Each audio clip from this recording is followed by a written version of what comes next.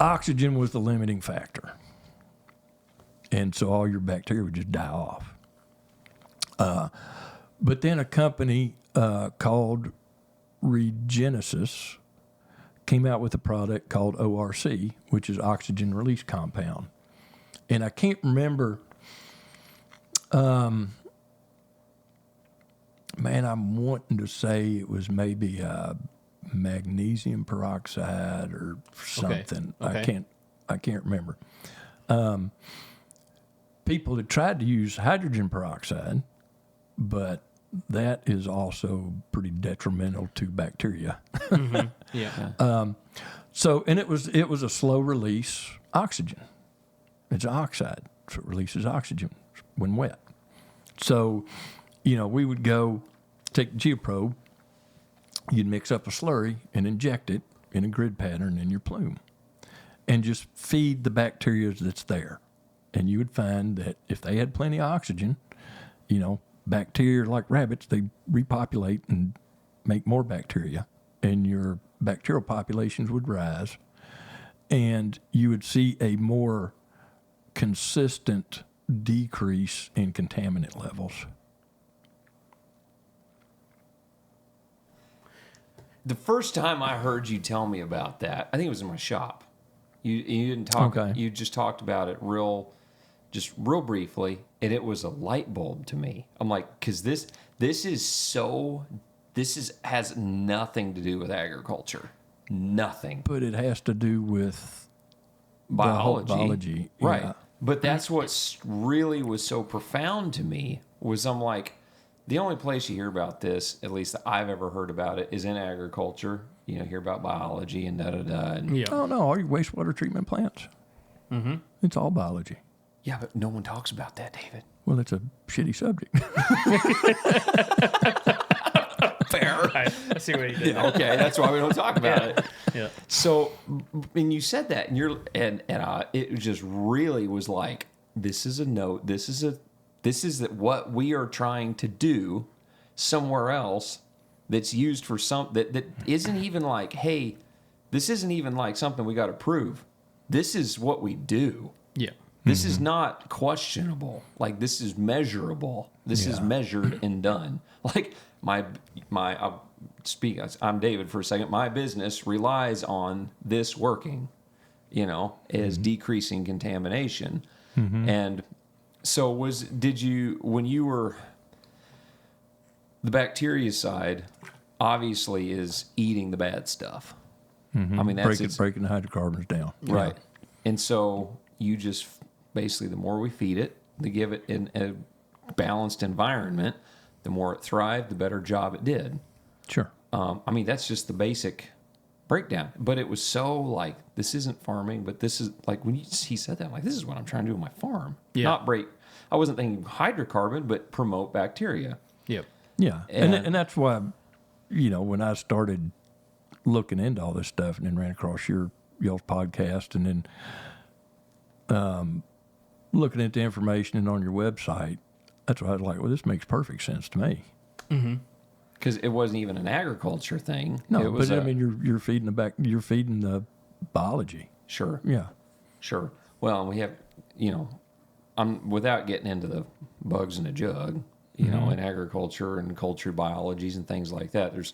That's a whole frontier to be pioneered that people are doing some cool work in. Yeah. Really cool work in. There's a lot of cool stuff going on. And the part that really resonated with me when Dave shared this story just now, or even when we were at the growers meeting, was the importance of oxygen in your soil. I mean, it's Well, God, it's important. so back in the day, and we'd get a lot of rain, and you look out at your corn plants, and they'd be all yellow, and it'd be like, God, does it need more nitrogen? Or they're like, no, get your plow out and plow your corn. Yeah. The row cultivator. Yeah. Yeah. Yeah. So we had this talk with Shane this last summer. It's the same thing. It's like lethargic, cold, wet, corn stunted. And that's the first thing. You know, I had the same thing in 2000. I remember early 2000s. Man, field just kept raining. Wow, this, you know, all my nitrogen leached away. No, it just didn't have any air. Yeah. Yeah. It's as basic as that. Yeah. And one year, I forgot what it was.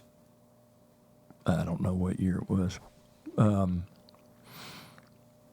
Anyhow, I planted beans out here on 30-inch rows, and I got a bunch of ORC because you start seemed like, and at that time seemed like What's ORC? the oxygen release compound. Okay. And at that time my thought process was biology had more to do with beans than corn. Okay.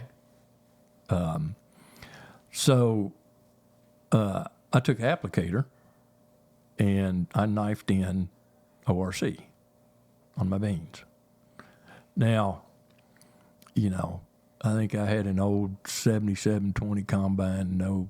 So, my yield monitor was, that looks like more than More than the last pass. It So, was to hear on the window. I don't know as if it, and it wasn't a year that, we had a bunch of rain that compacted and crusted over and that kind of stuff. So I don't know as if it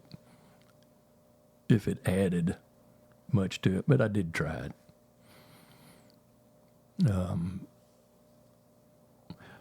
I'm sitting there trying to think of how expensive that stuff was. It seemed like it was pretty pricey. Of course, it's for the environmental industry, so Yeah. money's They charge whatever they want. not an object. Yeah. Charge whatever you want type thing. Yeah. Well, and also too, our plants are helping drive that system too. Plants are going to help with that system as well as getting oxygen in the soil. It's just one of those things, like talking about biology and everything that's going on. It's just like there has to be a food source too. So you got to make sure that proponent's there, and you got to make sure that there's going to be oxygen present if you want the aerobic bacteria to survive, period. Now, if you're in an anaerobic situation, then yeah, you could argue you don't need oxygen, but still, like, if we want biology to work in our favor, it needs oxygen, it needs carbon, it needs hydrogen. It needs all these factors, nitrogen. It needs it for it to repopulate and do its job. And I just don't think we talk about oxygen enough when it comes to the biological side. It's because there's no money in it. Possibly. Maybe. But it's it is not- just yeah, as but important. It is. But if it's the limiting factor, Yep. then it's the limiting factor. Yeah. Well, that's what I got from the meeting. I was trying to hit that home today. Is like, I'm fine with people trying products. Just make sure that it's potentially your limiting factor on that farm, and you'll see the results on it. If you have a bunch of calcium and then you go ahead and apply more calcium, well, if it's not your limiting factor, you may not see results, and so on and so forth. So, yeah, it got me really excited because when you brought in the example from environmental science side to the agriculture side, there's so much connection. It's cool. Yeah, it is fun. Yeah. Saying we're about out of time. Yeah. Is it? Yeah. Yeah. It's been almost an hour, David. Is it really? Yeah. Yeah. Holy cow! My nap time. Well, out of respect for the nap For time. the nap time, we're going to check off here. But anyways, that was a perspective. I don't know, we might explore that a little bit more too after this. Yeah. Anyway, so thank you, David. You have thanks for coming in. have a unique perspective on this. You do. Oh, yes, sir. You do. And it's interesting, because you worked in an industry where there was a connection to agriculture just based off of a component. Yeah. Two different worlds, but a similar world. Yeah. The function is very similar. And so, you worked so you could farm, instead of farming and that was your work type situation. yeah. And that's, I've talked to guys that brings in a different, view on agriculture. What are you working for type thing. And, I thought we just work to work. Well, because we'd go crazy otherwise. Yeah. We'd be True that. 400-pound alcoholics. you'd be Kind of like a 30-pound rabbit. 30-pound rabbit. Yeah. So, Guys, if you've liked the information that you've seen so far, go ahead and check out the full-length podcast on our YouTube channel. Be sure to subscribe there. It's also on all the major podcast platforms. We're constantly dropping info and more content on all the social media platforms, TikTok, Instagram, Facebook, etc. Check it out for a lot more content.